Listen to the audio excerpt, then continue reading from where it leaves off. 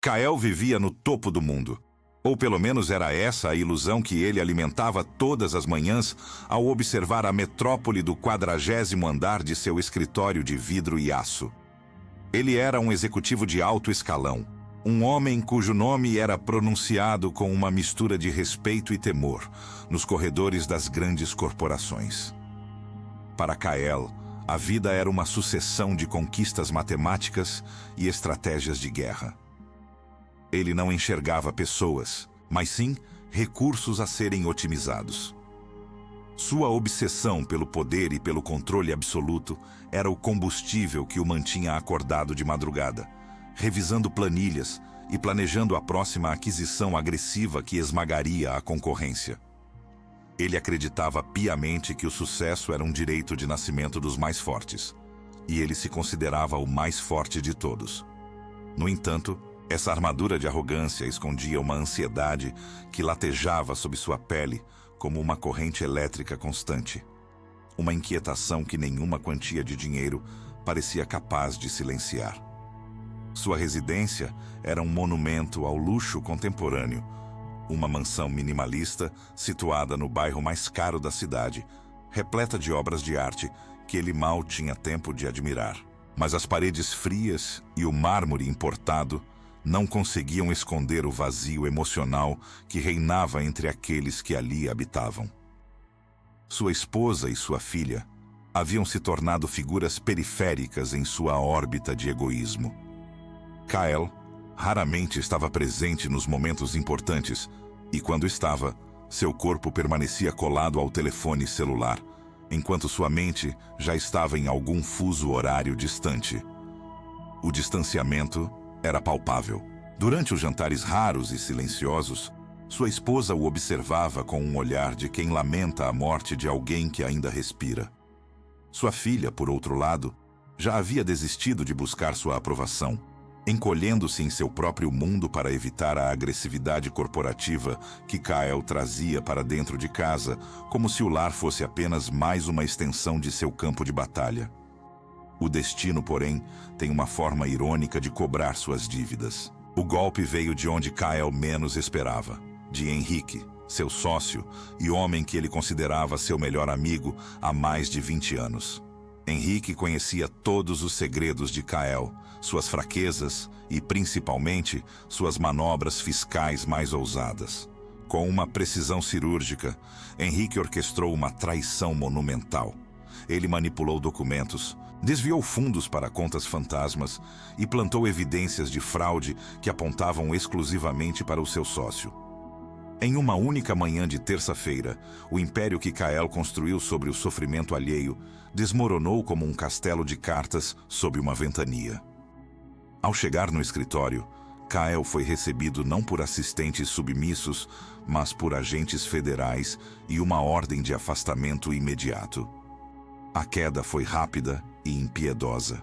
Em menos de 24 horas, Kael perdeu seu cargo, sua fortuna pessoal foi congelada pela justiça e sua reputação foi estraçalhada nas manchetes dos principais jornais do país. A humilhação pública foi o golpe de misericórdia. Sem o escudo de seu dinheiro e o prestígio de seu título, ele se viu diante do espelho e não reconheceu o homem que o encarava. Ao voltar para casa, encontrou apenas o silêncio. Sua família, levada ao limite por anos de negligência e agora diante da vergonha insuportável provocada pelo escândalo, havia partido. Ele estava sozinho nas ruínas de seu próprio orgulho, cercado por móveis caros que agora pareciam lápides de uma vida desperdiçada. Foi no fundo desse poço, em um momento de desespero total, onde a ideia de desistir de tudo parecia a única saída lógica, que Kael encontrou uma pequena caixa de madeira esquecida no fundo de um armário. Dentro dela, havia uma faixa de artes marciais desgastada e um bilhete amarelado pelo tempo, deixado por seu falecido mestre. O mestre, um homem de sabedoria silenciosa que Kael havia abandonado anos atrás para perseguir o ouro, parecia ter previsto aquele momento de ruína. O bilhete continha coordenadas geográficas precisas e uma mensagem simples. Quando você não tiver mais nada, terá finalmente a oportunidade de descobrir quem você realmente é. Siga para o alto, onde as nuvens tocam a terra. Antes de continuarmos, inscreva-se no canal e nos conte nos comentários de onde você está assistindo. Sem nada a perder e movido por um impulso que ele não sabia explicar, Kyle pegou uma mochila com roupas básicas e partiu em direção às coordenadas, localizadas em uma cordilheira isolada e de difícil acesso. A viagem foi um purgatório físico e mental. Acostumado ao conforto dos jatos particulares e carros blindados, ele agora enfrentava ônibus precários e caminhadas exaustivas por trilhas que pareciam não ter fim. Cada passo era uma luta contra seu próprio corpo, atrofiado por anos de sedentarismo executivo, e contra sua mente, que gritava nomes de vingança contra Henrique em um ciclo interminável de ódio e ressentimento. Após dias de subida extenuante, Kyle finalmente alcançou a base da montanha indicada no mapa. O ar ali era rarefeito e gelado, e a vegetação tornava-se cada vez mais escassa. De repente, uma neblina densa e branca como leite começou a descer das alturas, engolindo a trilha e transformando o mundo ao seu redor em um vazio espectral. Kyle parou, sentindo o medo pulsar em sua garganta. O silêncio era tão profundo que ele podia ouvir o zumbido de seu próprio sistema nervoso. Foi então que uma voz misteriosa, que parecia vir de todos os lugares e de lugar nenhum ao mesmo tempo, ecoou através da bruma. A voz não era ameaçadora, mas carregava um peso de autoridade que fazia a alma tremer. A voz disse de forma pausada que para continuar a subida em direção ao monastério, ele precisaria fazer um sacrifício final. Kyle foi avisado de que ninguém poderia entrar naquele solo sagrado carregando o peso do passado, e que ele só teria permissão para subir a encosta se estivesse disposto a deixar seu nome, seus títulos e tudo o que ele acreditava ser para trás. Kyle olhou para as próprias mãos trêmulas, percebendo que o abismo diante dele era muito mais profundo do que qualquer queda financeira que já havia enfrentado. O desafio estava lançado, e o homem conhecido como Kyle estava prestes a desaparecer na névoa. Kyle mergulhou na bruma fria, sentindo o peso de cada passo como se carregasse em suas costas todo o chumbo do mundo corporativo que acabara de desmoronar. A voz na neblina ainda ecoava em sua mente, exigindo que ele deixasse para trás seu nome, seus títulos e seu passado de conquistas vazias. A subida era um castigo físico implacável. Sem o conforto dos elevadores de vidro ou das poltronas de couro de seu antigo escritório, seus pulmões ardiam com o ar rarefeito e suas pernas fraquejavam diante da inclinação severa da montanha rochosa. Cada pedra solta sob seus pés parecia um lembrete de sua própria fragilidade e impermanência. O ódio por Henrique, que antes era uma chama ardente e motivadora, começou a se transformar em um cansaço paralisante que o fazia questionar sua própria sanidade. Ele percebeu, em meio ao silêncio cortante das alturas, que não estava lutando apenas contra a gravidade, mas contra o próprio ego gigante que se recusava a aceitar a derrota e a invisibilidade. Ao atingir o topo, exausto e com as palmas das mãos feridas pelo esforço da escalada, Kyle deparou-se com as portas de madeira envelhecida e imponentes do monastério. Não houve fanfarras, tapetes vermelhos ou recepções calorosas. O monge Tenzin o aguardava no pátio central com um olhar profundo que parecia atravessar as camadas de arrogância que ainda restavam em seu ser. Tenzin era um homem de idade indefinida, com uma pele que lembrava o couro curtido pelo sol e olhos que emanavam uma tranquilidade perturbadora para alguém tão inquieto e ansioso quanto Kyle. Em vez de palavras de conforto ou ensinamentos filosóficos profundos sobre o sentido da vida, o monge simplesmente entregou a Kyle um balde de madeira pesado e apontou para o poço situado a centenas de metros de distância. morro abaixo. O trabalho manual era exaustivo e implacável. Kael, que passara décadas dando ordens e delegando tarefas, agora via-se obrigado a carregar água, limpar chãos de pedra fria e preparar refeições extremamente simples em silêncio absoluto. As noites eram as mais difíceis naquele ambiente austero. No silêncio do dormitório pequeno, a mente de Kael se transformava em um campo de batalha sangrento. Ele revisava mentalmente cada contrato assinado, cada reunião de diretoria e cada conversa com Henrique, arquitetando vinganças detalhadas que fariam seu antigo sócio sofrer o dobro do que ele estava sofrendo agora. Ele tentava praticar a meditação da atenção plena, conforme as instruções breves e diretas de Tenzin, mas seus pensamentos eram como cavalos selvagens que se recusavam terminantemente a ser domados. Ele sentia uma raiva latente e pulsante por estar ali, perdendo tempo com tarefas domésticas irrelevantes, enquanto o homem que o traíra desfrutava, supostamente, de todo o luxo e dos frutos de seu roubo meticuloso. Certo dia, o monge Tenzin chamou Kael para um pequeno pátio interno, cercado por muros de pedra. No centro, o monge estava terminando uma mandala de areia colorida de uma complexidade estonteante e beleza rara. Milhares de minúsculos grãos de areia formavam padrões geométricos perfeitos que representavam o universo e a ordem divina. Kael ficou fascinado pela precisão do trabalho, que levara dias inteiros para ser concluído com paciência infinita. No entanto, assim que a última pitada de areia foi colocada, Tenzin pegou uma vassoura de palha e, com um movimento calmo e deliberado, desfez toda a obra em segundos, transformando a arte em um monte de pó cinzento e confuso. Kael soltou um grito de protesto, indignado com o que considerava um desperdício imperdoável de esforço, tempo e talento. Tenzin olhou para ele com compaixão e disse que o sofrimento de Kael nascia exatamente do mesmo lugar daquela indignação, do apego cego ao que é impermanente por natureza. O monge explicou que tudo o que Kael construíra na cidade, sua imensa fortuna, seu poder e sua reputação de ferro, eram apenas mandalas de areia sopradas pelo vento impiedoso do tempo. O erro fundamental não estava em construir coisas, mas em acreditar que a construção era eterna e que sua identidade dependia exclusivamente dela. A verdadeira paz não residia no que se possui, mas na capacidade de deixar ir sem qualquer ressentimento ou resistência. Aquelas palavras atingiram Kael como um soco no estômago, fazendo-o confrontar a realidade de que sua agonia não era causada pelas ações de Henrique, mas por sua própria resistência interna em aceitar a mudança inevitável da vida.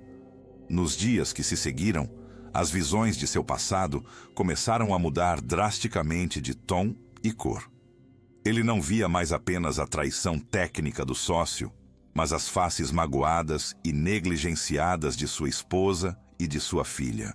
Ele lembrou-se com amargura das noites em que ignorou o choro da criança para atender um telefonema de negócios e das inúmeras vezes em que tratou a esposa com o mesmo desdém que dedicava aos seus adversários comerciais. Kael percebeu, com uma clareza dolorosa, que sua paz interior havia sido sacrificada muito antes do golpe financeiro de Henrique. Ele já estava vazio e arruinado por dentro, enquanto o mundo exterior ainda o via como um homem de sucesso absoluto. As tarefas manuais começaram a parecer menos um fardo e mais uma forma sagrada de purificação. Cada balde de água carregado lavando um pouco da crosta de orgulho que o isolara do afeto e da verdadeira humanidade. A rotina de contemplação silenciosa foi subitamente interrompida pela chegada de um mensageiro exausto. O homem trazia notícias urgentes e graves do mundo lá embaixo. Henrique estava em sérios apuros legais e financeiros.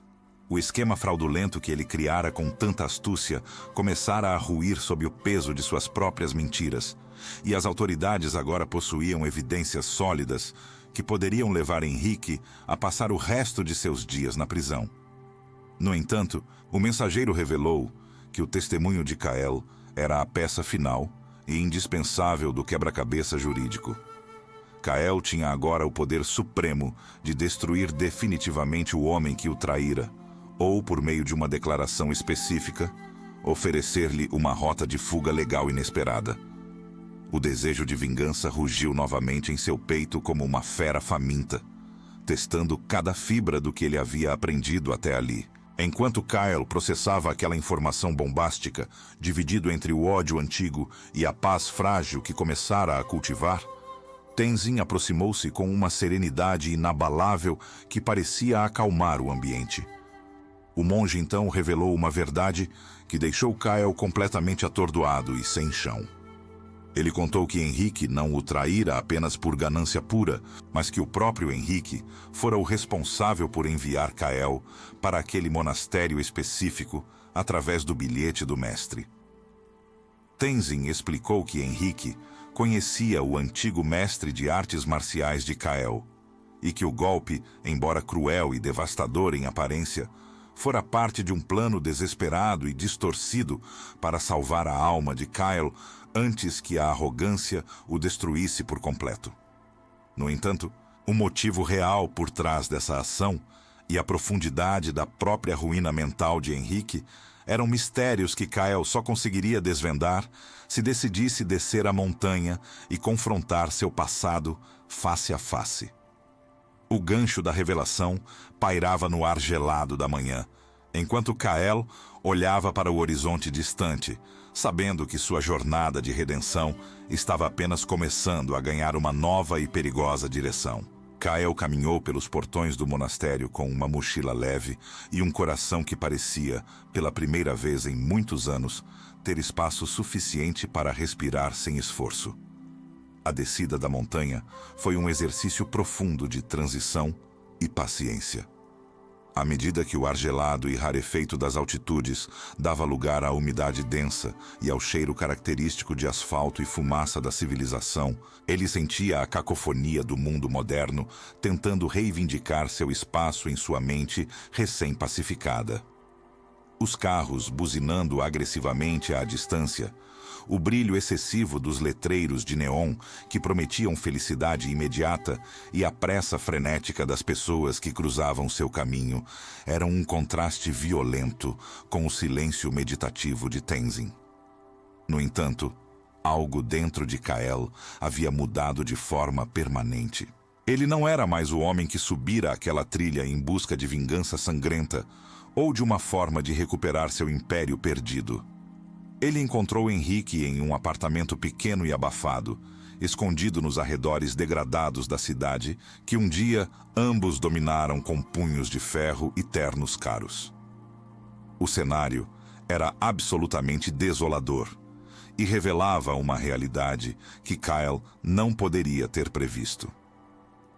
Garrafas de bebida vazias, restos de comida industrializada e um cheiro persistente de estagnação preenchiam o ar pesado.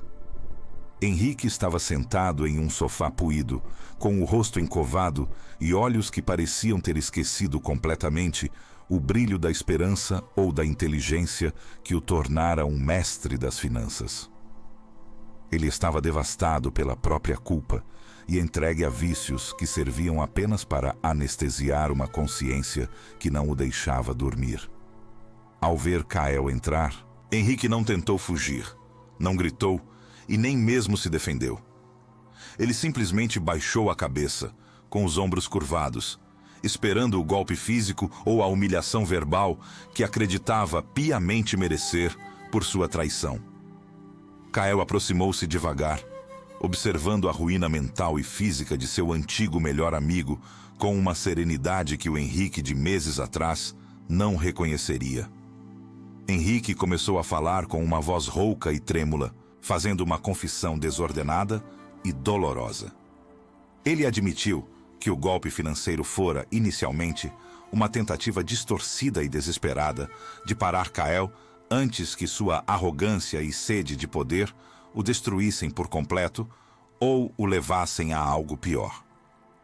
No entanto, no processo de executar esse plano sombrio, Henrique se perdera no próprio abismo de ganância e covardia. Ele explicou que enviara Kael ao monastério através do bilhete do antigo mestre, para que o amigo encontrasse o que o dinheiro jamais poderia comprar. Mas a solidão e o peso de suas ações o empurraram para um buraco sem fundo. Tremendo, Henrique estendeu uma pasta de couro desgastada. Dentro dela estavam todos os documentos originais, as provas detalhadas de transferências ilegais e as confissões assinadas, que provariam a inocência total de Kael diante da justiça. Henrique implorou para que Kael o entregasse às autoridades, dizendo que o isolamento de uma cela seria um alívio comparado ao inferno que ele vivia dentro de sua própria cabeça. Em vez de sentir a satisfação da vitória ou o calor eletrizante da vingança que tanto imaginara, Kael sentiu apenas uma profunda e avassaladora compaixão.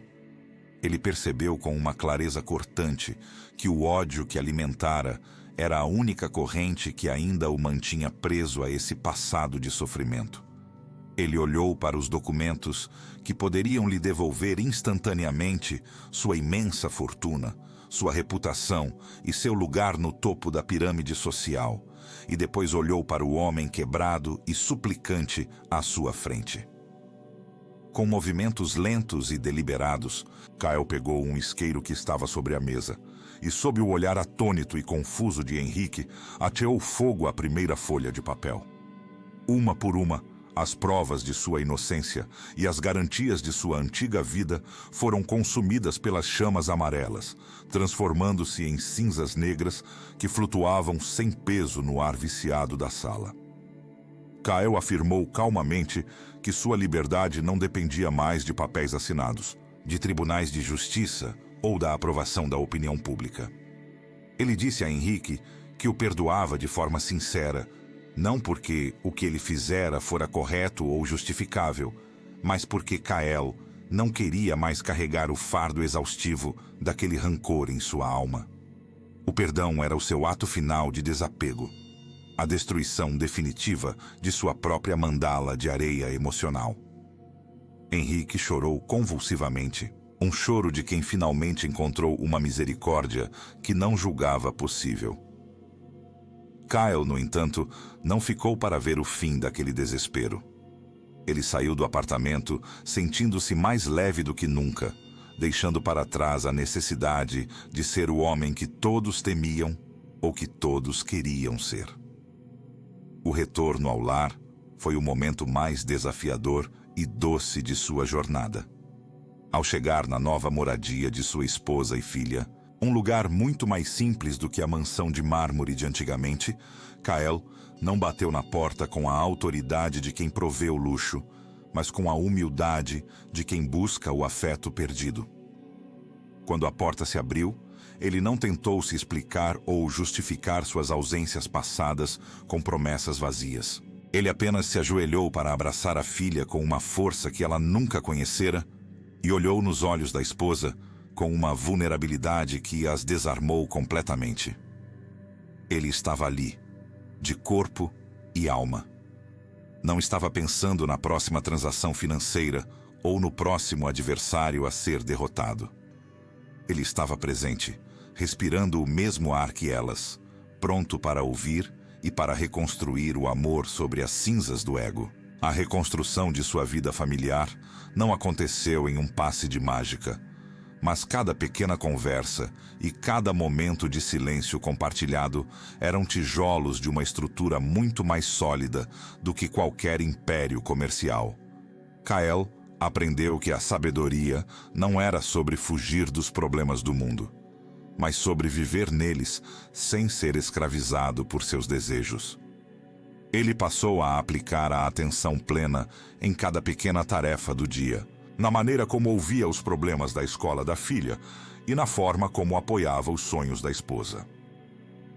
A paz interior, ele descobriu, não era a ausência total de barulho ou de conflitos externos, mas a completa ausência de resistência interna ao fluxo natural da vida. O vídeo encerra com uma imagem poderosa de Kael, no coração pulsante da metrópole. É hora do rush e o caos urbano é ensurdecedor. Pessoas correm desesperadas para não perderem o metrô, carros buzinam em um engarrafamento que parece não ter fim. E o estresse é uma névoa invisível que asfixia a todos. No meio de uma praça extremamente movimentada, cercado por milhares de almas inquietas que buscam algo que não sabem o que é, Kael está sentado em um banco de madeira. Seus olhos estão suavemente fechados e sua respiração é lenta, rítmica e profunda. O monastério que ele teve que subir a montanha para encontrar agora vive permanentemente dentro dele, em um lugar de silêncio inabalável que nenhum ruído externo tem o poder de perturbar. Ele sorri levemente para o nada, um homem que precisou perder absolutamente tudo para finalmente descobrir que já possuía o tesouro que realmente importava. A verdadeira paz não é encontrar um lugar sem ruído, mas ser o próprio silêncio no meio do barulho.